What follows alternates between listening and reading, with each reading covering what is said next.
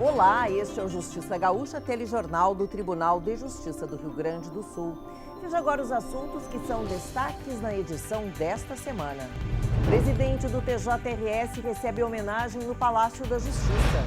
LGBTfobia se tornou crime no Brasil há 2 anos. Última reportagem da série Junho Violeta traz orientações sobre direitos e proteção da pessoa idosa. Veja estas e outras notícias nesta edição do Justiça Gaúcha que começa agora.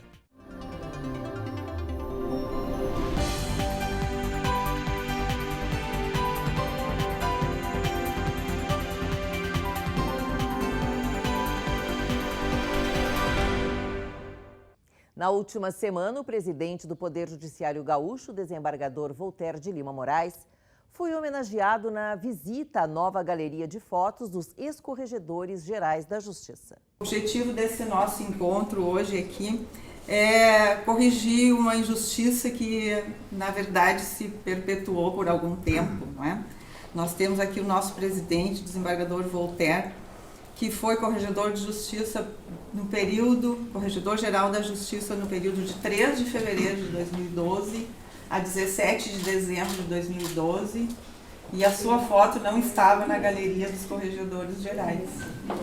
Então, presidente, é uma homenagem pelo seu brilhante trabalho à frente da corregedoria. E foi uma homenagem surpresa, linda e emocionante. Os preparativos já estavam todos prontos. A imagem estava colocada no lugar certo, junto à galeria dos ex-corregedores gerais da Justiça do TJRS. Os magistrados, servidores e integrantes da atual administração estavam todos a postos quando o presidente do Judiciário chegou sem nem desconfiar. Foi muito emocionante porque ele não desconfiava, conseguimos fazer com que ele não soubesse de toda essa preparação e esse realmente era o objetivo, causar esse impacto e mostrar para ele como nós admiramos o trabalho que ele desenvolve e como nós temos esse respeito e consideração por ele. Presidente, como que o senhor está se sentindo? Emocionado com a homenagem? Acima de tudo, surpreso, porque eu não esperava. Me convidaram para vir aqui na corregedoria, que era uma reformulação, a visitação à corregedoria e uma modificação que a desembargadora Vanderlei queria fazer aqui. E eu realmente fiquei surpreso porque ela queria, na verdade, prestar um reconhecimento, uma homenagem a mim, quando eu fiquei aqui como corregedor-geral da Justiça durante quase 1 ano. No ano de 2012, quando esteve à frente da Corregedoria, o desembargador Voltaire desenvolveu vários projetos e sua atuação foi reconhecida pelos colegas de magistratura. Mas como ele substituiu o juiz corregedor na época, a sua imagem não estava junto aos demais na galeria de foto dos juízes corregedores gerais da Justiça. E na última semana, a justa homenagem aconteceu em uma cerimônia emocionante. Eu nunca tomei qualquer iniciativa de fazer qualquer pedido de que o meu retrato, enfim, figurasse na galeria dos ex-corregedores gerais, porque eu assumi aqui uma situação totalmente de anormalidade, por decisão do Supremo Tribunal Federal. Fiquei quase 1 ano, evidentemente, aqui, mas nunca postulei nada a esse respeito. Realmente ele levou à frente a corregedoria por um longo período, implantou inúmeros projetos, fez inúmeras modificações, trouxe questões bem inovadoras para a corregedoria e merecia ter esse destaque pelo trabalho que ele prestou aqui. Não está na foto, não. Olha, ficou muito bem.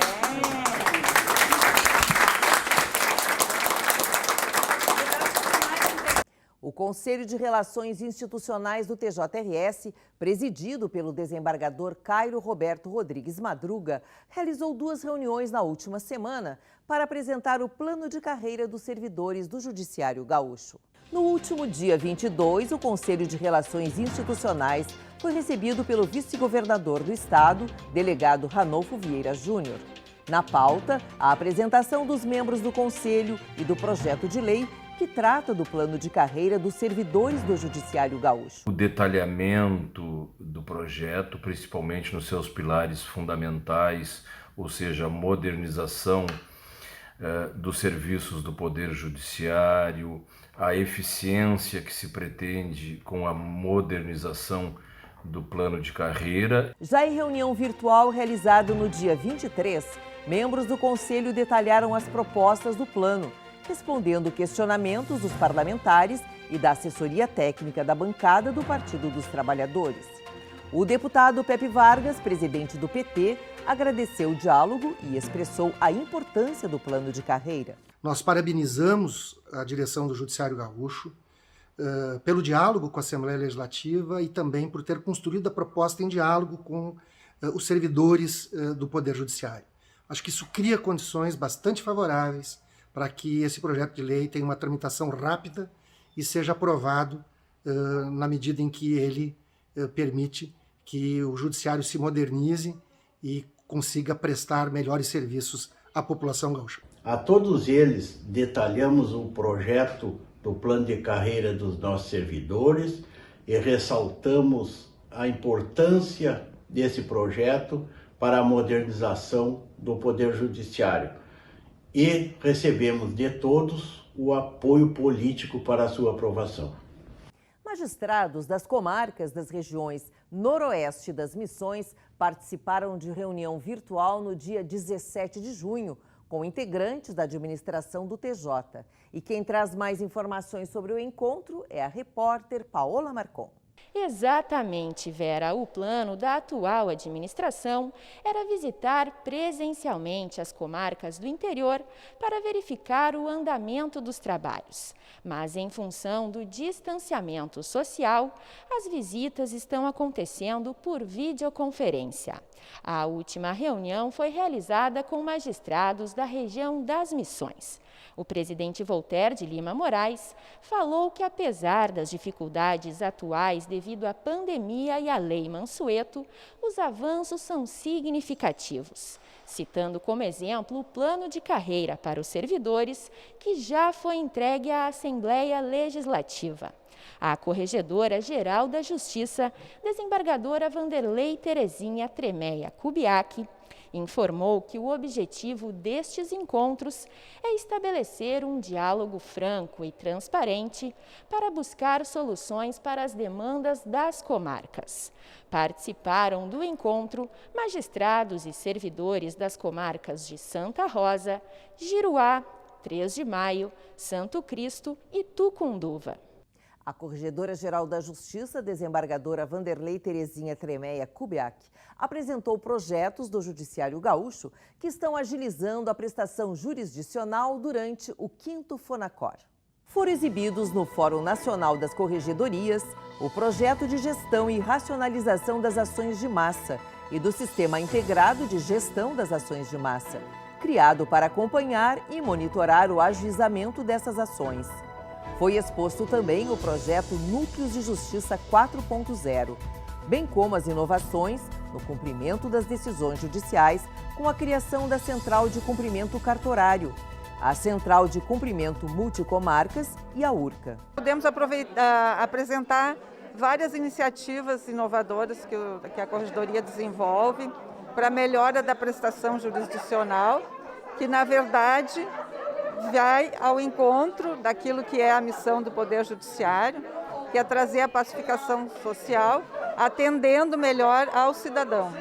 E o presidente Voltaire de Lima Moraes esteve presente na cerimônia de descerramento da fotografia do desembargador Carlos Eduardo Zietlov Duro, na galeria dos ex-presidentes do Tribunal de Justiça. A cerimônia começou com o pronunciamento do atual presidente do TJRS, desembargador Voltaire, que elogiou a conduta do desembargador Duro em seu mandato na presidência no biênio 2018-2019. Representa não uma simples fotografia, mas toda uma trajetória exitosa no desempenho da atividade jurisdicional e de gestão do Poder Judiciário do Rio Grande do Sul.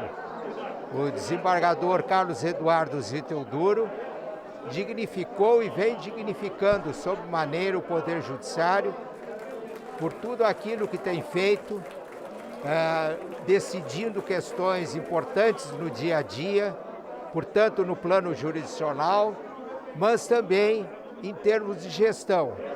E na sua gestão, ele defendeu com muito denodo, com muita galhardia, as autonomias do Poder Judiciário e as prerrogativas da magistratura. O desembargador Carlos Eduardo Zidlov Duro, em sua manifestação, lembrou das realizações promovidas no seu biênio, agradecendo o apoio dos magistrados que participaram da administração e também dos seus familiares. Extremamente honrado por pertencer a essa galeria de ex-presidentes que, ao longo dos anos, desde a instalação aqui do Tribunal de Justiça, estiveram à frente em seus períodos administrativos e comandaram o Poder Judiciário, todos sempre tentando fazer o melhor por uma prestação de justiça sempre melhor para a população. E o nosso programa vai agora para um breve intervalo. A seguir, CIGRS promove seminários sobre combate ao trabalho infanto-juvenil. Já voltamos.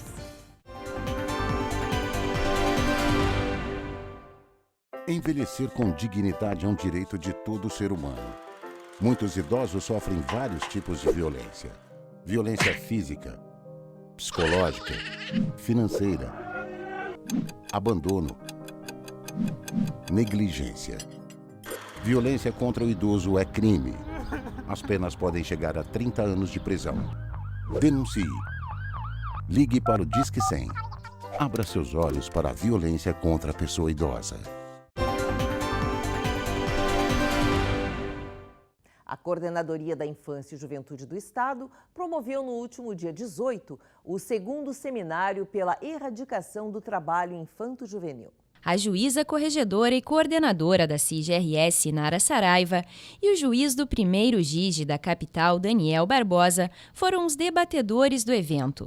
Como palestrantes participaram a juíza do trabalho, Bárbara Fagundes, do TRT4, e a professora da Universidade do Estado de Minas Gerais, Alessandra Vieira. Eu vou falar sobre trabalho infantil, possibilidades e limites no meio artístico, e falar primeiramente do programa de combate ao trabalho infantil no âmbito da Justiça do Trabalho, sobre o projeto PESCAR, o FEPET-RS, dispositivos normativos que fixam as faixas etárias de infância e da adolescência, conceito de trabalho infantil, idade mínima para admissão ao trabalho no Brasil, as principais convenções internacionais relativas a trabalho infantil. O evento seguiu com a professora mineira Alessandra Vieira.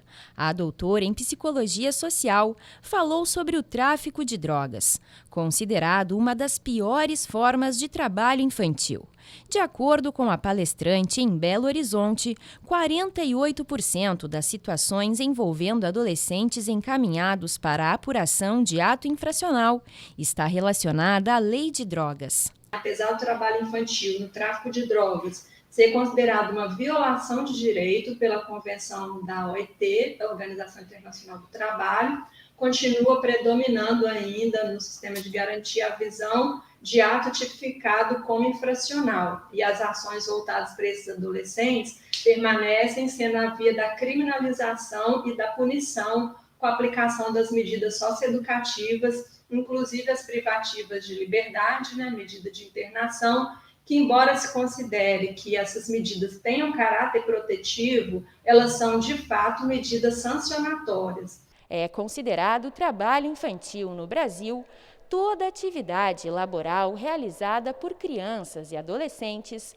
com idade inferior a 16 anos, salvo se for na forma de condição de aprendiz, quando a idade mínima permitida passa a ser de 14 anos. A lista das piores formas de trabalho infantil, proposta pela Organização Internacional do Trabalho, a OIT, através da Convenção 182, inclui escravidão, pornografia, exploração sexual e tráfico de drogas. A sessão de mediação que trata do retorno presencial das aulas nas escolas municipais de Porto Alegre reuniu o Sindicato dos Municipários, a Associação de Mães e Pais pela Democracia e representantes da Prefeitura da capital. A reunião foi conduzida pela juíza de direito Dulciana Optis, coordenadora do Sejusc Poa, e pelas mediadoras Carla Bezon e Eliane Artioli Hermann, com a participação da presidenta do Conselho Estadual de Educação, Márcia Adriana de Carvalho. O grupo decidiu montar um termo de compromisso que será debatido entre todos para que em uma próxima reunião haja a possibilidade de um acordo. Um casal de Porto Alegre obteve reconhecimento judicial de dupla maternidade do filho gerado por meio de inseminação artificial caseira.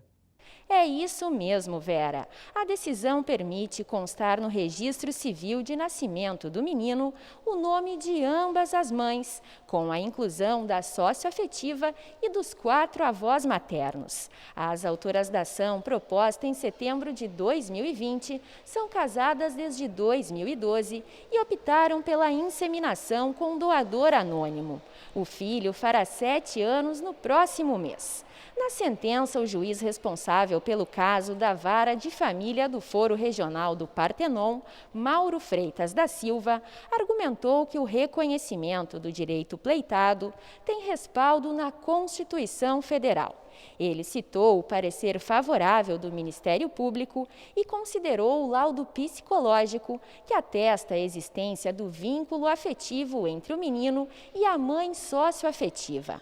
Para o magistrado, o judiciário deve se posicionar diante de novas situações impostas pela realidade, como no caso da inseminação caseira.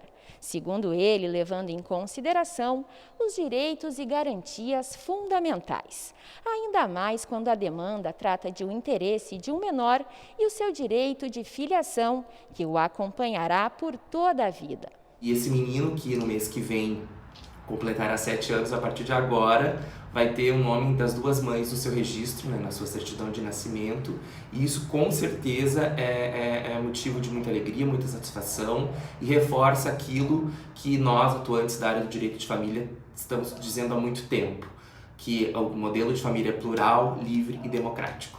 Em junho de 2019, a discriminação por orientação sexual e identidade de gênero passou a ser considerada crime. Desde então, praticar, induzir ou incitar a discriminação ou preconceito em razão da orientação sexual da pessoa pode ser considerado delito. Léo tem 34 anos, é maquiador, trabalha e mora em Porto Alegre. Por volta dos 8 anos de idade, ele começou a se sentir diferente dos amigos e, com o tempo, acabou descobrindo que gostava de meninos. Ele é homossexual e atualmente tem um relacionamento assumido com outros 2 homens. Eu tô com os 3 há 3 anos. Vai fazer 3 anos em setembro. E com o primeiro há 14 anos. Relação inicial, aí depois de um tempo a gente abriu a relação e daí conhecemos o terceiro elemento. Hoje o trisal é bem resolvido, mas ao longo da vida eles passaram por diferentes tipos de constrangimentos pela orientação sexual. O apoio e acolhimento da família para eles nunca faltou, o que garantiu a força para lutar contra os preconceitos da sociedade. Às vezes eu comento com clientes que eu tenho namorado, né? E elas falam, tua namorada. Elas fazem questão de levar para o sexo feminino, né? Então elas fazem de conta que não escutam e eu acabo não rebatendo. Isso quando era só um. Aí imagina agora eu explicar 2, entendeu? Tipo, é uma coisa que é muito difícil ainda, né? Ao longo de sua trajetória, Léo conta que superou muitas dificuldades por assumir quem ele é de verdade. Mas 2 episódios que aconteceram quando morava no interior marcaram a vida dele. Eu lembro que um dia do nada, a gente conversando, simplesmente caminhando, e a gente foi apedrejado, entendeu? E simplesmente por ser gay. Não tinha outra coisa, a gente não brigou com ninguém, a gente não provocou ninguém, a gente passou e simplesmente foi apedrejado. E foi uma coisa sem sentido, assim. Foi motivado pelo preconceito mesmo, não teve outra explicação, né? Em 2004, outro fato também marcou sua história. Dessa vez, o caso aconteceu com ele e com um dos atuais namorados. A gente morava perto da rodoviária e ia estudar e pegava ônibus todo dia pra ir. E um ponto de táxi do lado sempre ficava fazendo piada. E daí, na época, meus pais falaram com eles pra eles pararem de fazer isso, porque a gente andava, eles faziam isso, motivavam pra gente andar de mão dada. A gente parou de andar de mão dada e continuavam fazendo isso. Aí meu pai falou, minha mãe falou e não adiantou. Cansados de passarem por aquela situação todo dia, eles resolveram tomar uma atitude para coibir o preconceito e acabar com a discriminação. Até que um dia a gente estava indo de novo trabalhar e estudar, indo para a rodoviária, e eles acabaram de novo provocando, só que a gente pegou já num dia que a gente não estava muito bem, aí a gente acabou ligando para a polícia, e daí parou a rodoviária do interior, porque daí chegou a polícia, aí foi perguntar para eles, era em torno de uns 6 taxistas, todo mundo apontou para um acabou levando a culpa. Mesmo naquela época, Leonardo conseguiu fazer justiça ao direito de ser quem ele é. Em 2004, quando o fato aconteceu, a homofobia ainda não era criminalizada. E mesmo assim, os responsáveis pelas agressões foram punidos. Eu me senti bem melhor, porque na época a gente era um trajeto que a gente costumava fazer novamente, então depois que a gente passou, a gente começou a ser respeitado. Quando a gente passava, eles baixavam a cabeça, faziam de conta que não conheciam e começaram a ter respeito, mas só tiveram esse respeito porque houve essa questão, tipo, a polícia foi envolvida, teve justiça, porque senão eles iam continuar, se fosse uma coisa que não desse em nada, eles iam continuar com essa perseguição, né? Atualmente, o Léo, o William, Marcelo e toda a comunidade LGBTQIA+, tem garantido o direito de ser quem eles desejam, de amar livremente, sem sofrer preconceito e discriminação de ninguém. A luta dessas minorias é por respeito, por igualdade, por poderem constituir as suas próprias famílias, por poder serem reconhecidos no mercado de trabalho pelas suas qualidades e técnicas, sem serem demitidos ou terem suas ofertas de emprego limitadas por serem quem são, por serem impedidos de frequentar determinados lugares, por poderem andar de mãos dadas na rua com as pessoas que amam, sem o risco de sofrerem ofensas, ameaças ou violência. No dia 13 de junho de 2021, fez exatamente 2 anos que o Supremo Tribunal Federal criminalizou a LGBTfobia.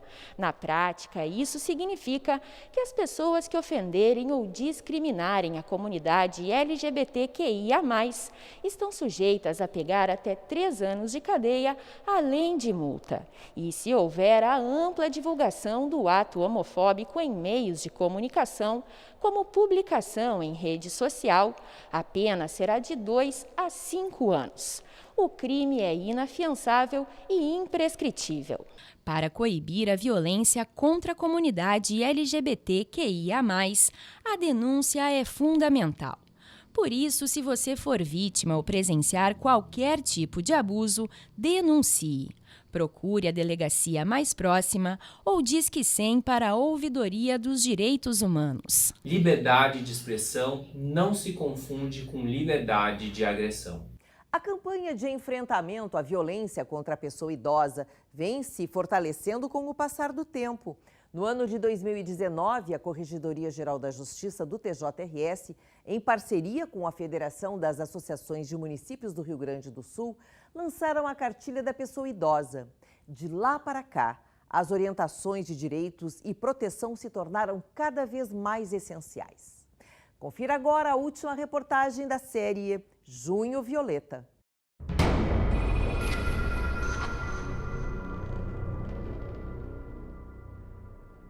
Dados divulgados pela Delegacia do Idoso de Porto Alegre apontam que o número de denúncias anônimas de violência contra a pessoa idosa aumentou quase 109% em 2020, com relação ao ano anterior.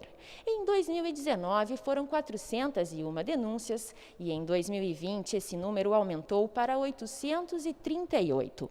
Além disso, até o final de abril deste ano, a delegacia recebeu 342 denúncias, o que representa 40% do total de denúncias do ano anterior.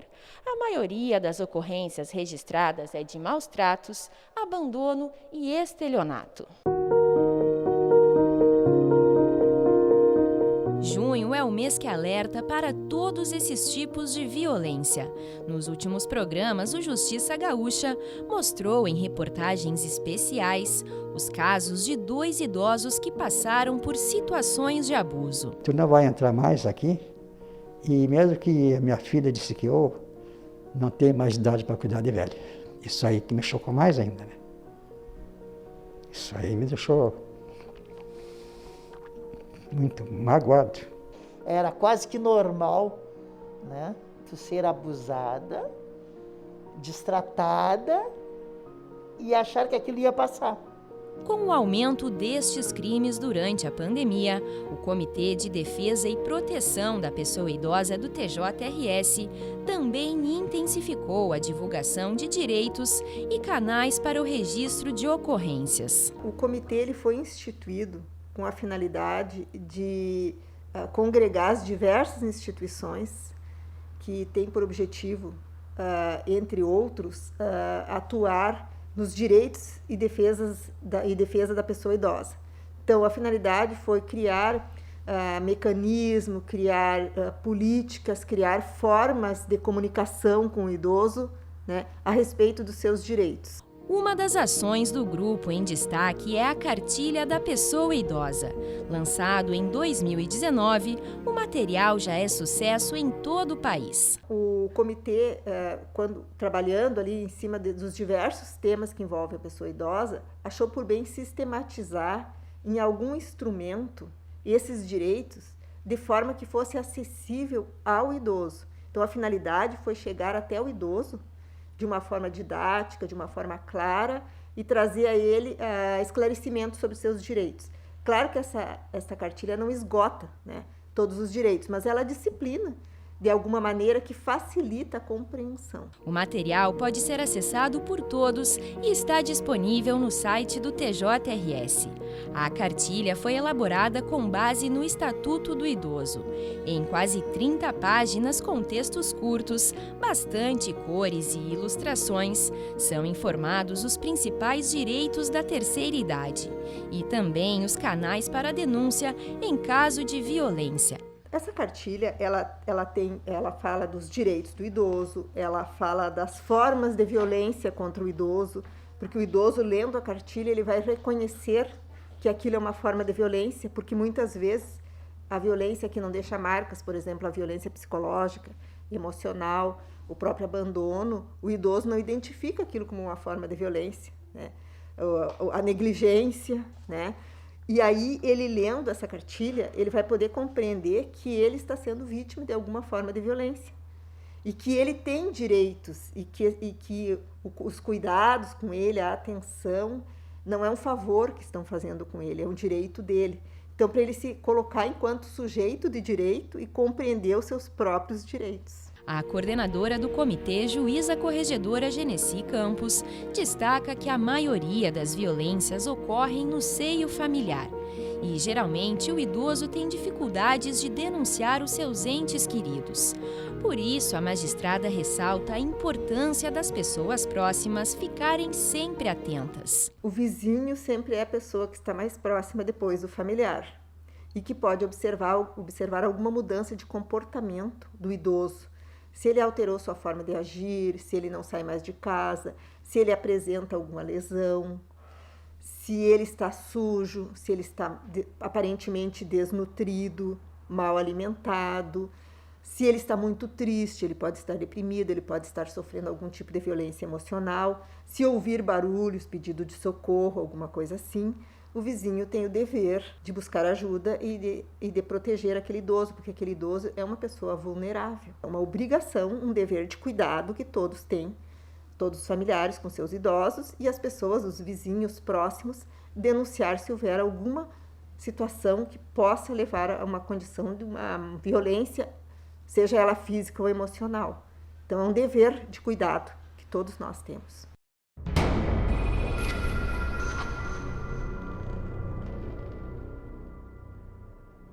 Estamos encerrando mais um programa Justiça Gaúcha. Se você quiser entrar em contato com a gente, escreva para o nosso e-mail. E para assistir aos programas, é só acessar tjrs.jus.br. As edições anteriores do Justiça Gaúcha ficam no link que aparece aqui na tela. E o TJRS também está nas redes sociais. Para nos seguir, basta procurar pelo perfil e saiba tudo sobre o que acontece no Poder Judiciário. Semana que vem estamos de volta e eu espero por você. Até lá! Brasil.